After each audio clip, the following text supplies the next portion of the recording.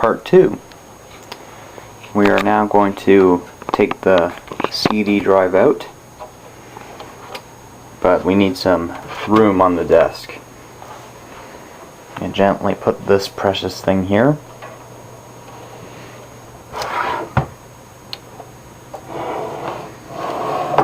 Just gotta be really, really gentle with this because it is an old computer, and you know, I've had it for so long. There's 4 damn screws in there, and I'm gonna have a hell of a time getting them out. Hopefully, if my screwdriver is the right size. Oh, it is. Well, it's out. Wow. Can use this thing as a mailbox. Not. I would never abuse my awesome computer this way. Huh. We got a little bit of a damage report on this thing. The clips have broken off. No wonder what that rattling sound is. It's the plastic thing that latched onto the side to keep the front cover from snapping off. And here we have the DVD drive. It's not a rewritable one, thank God. I would never use a rewritable disk drive for this thing.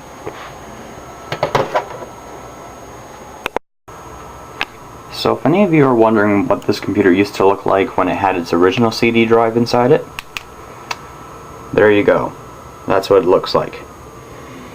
That was when I was using little CD-ROM games like Freddy Fish or Mavis Beacon. But if you try to use burnable discs, it doesn't work. My Compaq Armada 1750 laptop has the same problem. Can't read burnable discs. This drive still does work, and I'm going to hang on to it forever because, you know, you never know if I want to go back to the original. So I like to keep the original stuff. It has the original floppy disk drive, the original CD drive, it has the original speakers and stuff. Nothing else has been changed. Oh, and I now know what year this computer was made in. It was made in June of the year of 97. Huh. A lot of dirt and stuff there. Just gotta slide this in.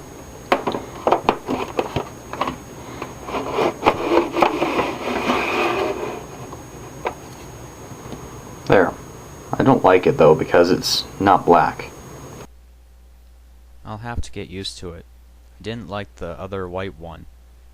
I liked the black one. Well, when you're always putting stuff back together,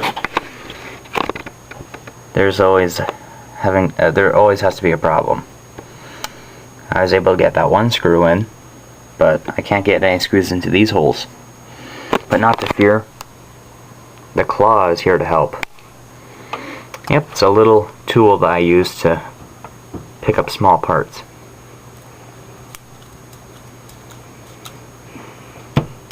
So, gotta adjust the screw.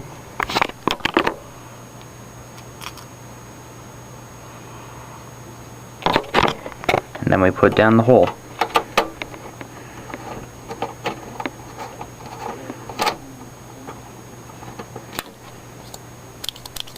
There you go.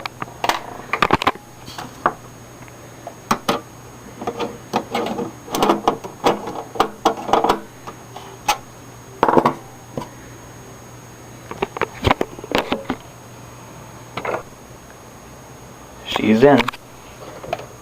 All 4 screws are in. Now it's time to hook her all back up.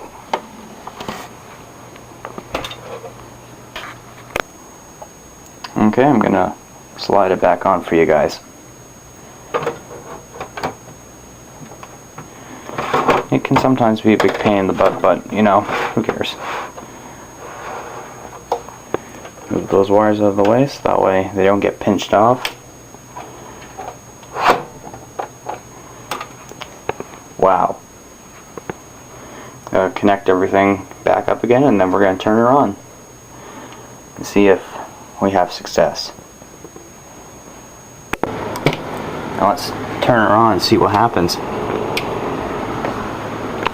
Ooh, sweet. Power everything. And there's the disc.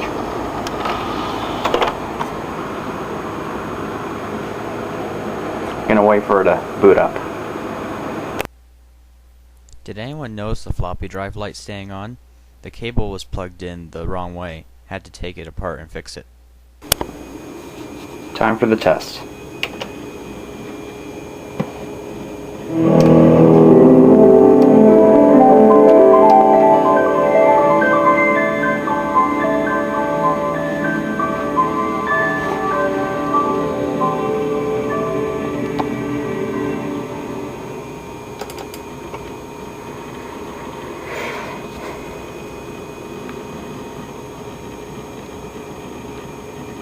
Simple as that.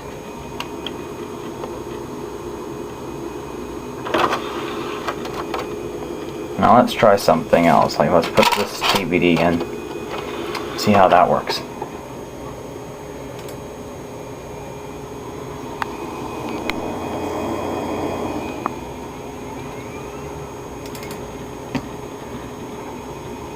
And there we go. All done. Sweet.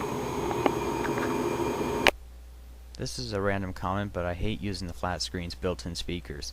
They suck. I prefer to use the awesome Compaq speakers for my media stuff.